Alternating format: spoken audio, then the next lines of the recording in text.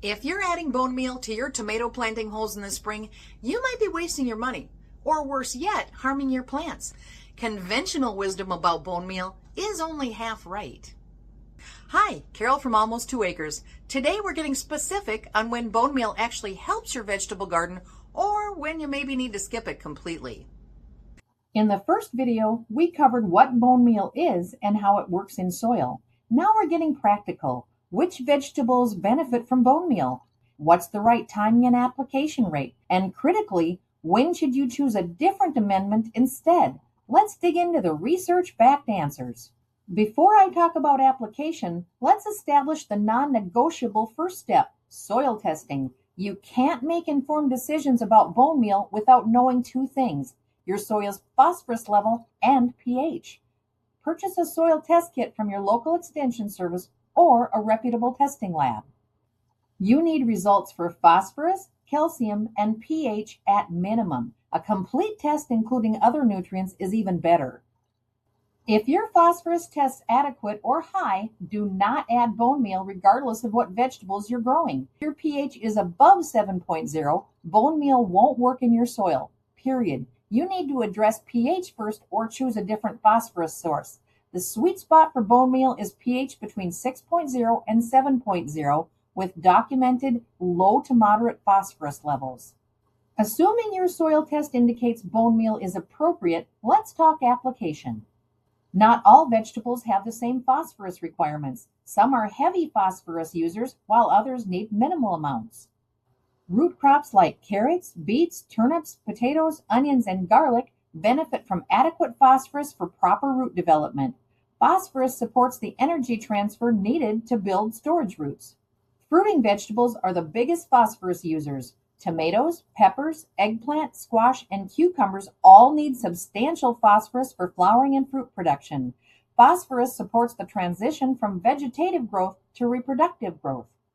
Brassicas like broccoli, cabbage, and cauliflower use moderate amounts of phosphorus for head development.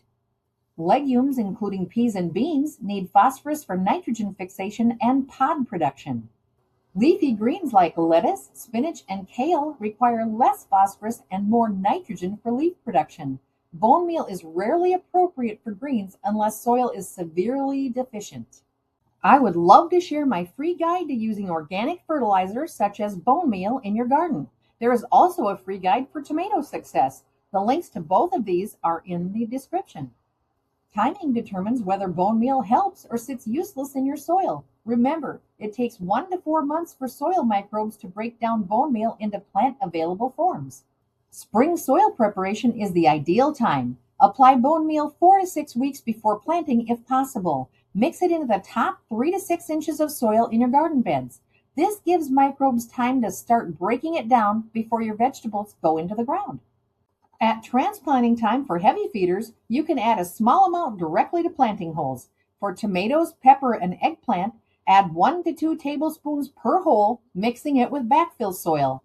This positions slow-release phosphorus where developing roots will eventually access it. Don't expect immediate results. The phosphorus won't be available for at least a few weeks. Fall application works well for preparing beds for next season. Adding bone meal in fall gives 6 months of breakdown time before spring planting. This is particularly effective for perennial beds and areas where you'll plant early spring crops.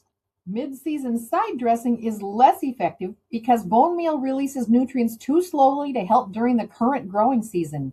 If plants show phosphorus deficiency symptoms mid-season, you need a faster-acting amendment. Proper application rates prevents the problems associated with excess phosphorus. For garden bed preparation, use 10 pounds of bone meal per 100 square feet as a general guideline, or approximately 1 pound per 10 square feet. For smaller beds, that's about 3 cups per 100 square feet. Always check your specific product's recommendations as bone meal NPK ratios vary. For individual planting holes with transplants, use 1 to 2 tablespoons for heavy feeders like tomatoes and peppers. 1 tablespoon works for most vegetables. Mix it thoroughly with soil rather than placing it directly against roots. For established plants receiving side dressing, sprinkle bone meal in a circle around the plant base, keeping it 2 to 3 inches from the stem. Work it gently into the top inch of soil with a cultivator, being careful not to disturb roots. Water thoroughly after application. One application per growing season is typically sufficient due to bone meal's slow release nature. Some gardeners apply in both spring and fall, but only if soil tests indicate ongoing phosphorus need. Now on to specific vegetable applications. Tomatoes and peppers are where bone meal advice is most common. The calcium in bone meal can help prevent blossom end rot, which is actually a calcium deficiency disorder. However, adequate watering consistency matters more than calcium levels for preventing blossom end rot.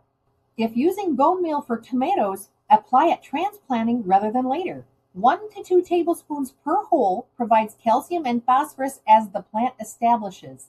Pair it with nitrogen-rich amendments like compost, because tomatoes need balanced nutrition, not just phosphorus. For root crops like carrots, onions, and potatoes, work bone meal into the soil before planting rather than applying after. These crops benefit from phosphorus throughout development, and pre-planting application ensures nutrients are positioned correctly. Bulbs, including garlic and onions, respond well to bone meal applied in fall when you're preparing planting areas. The slow release aligns perfectly with bulb development timelines. For squash, cucumbers, and other cucurbits, apply bone meal at planting if soil tests low in phosphorus. These heavy feeders benefit from the calcium and phosphorus during their rapid growth phase. These brassicas like broccoli and cabbage can use bone meal at transplanting, but they're equally satisfied with complete compost. Don't overdo phosphorus with brassicas. They need balanced nutrition more than high phosphorus. Bone meal isn't always the best phosphorus source, even when you need phosphorus. Here are alternatives worth considering. For alkaline soil above pH 7.0, soft rock phosphate works better than bone meal. It's a mined mineral source that remains available in higher pH soils. For vegetarians or those uncomfortable with animal products, rock phosphate is a plant-based alternative. It releases more slowly than bone meal, but provides phosphorus and trace minerals. Compost is often the best all-around choice. Quality compost provides moderate phosphorus along with all other nutrients, improving soil structure. It feeds soil microbes and supports mycorrhizal relationships. Unless you have severe phosphorus deficiency, compost often provides adequate phosphorus. Wood ash contains phosphorus and potassium, but raises soil pH, making it useful only for acidic soils. Never use on alkaline soil.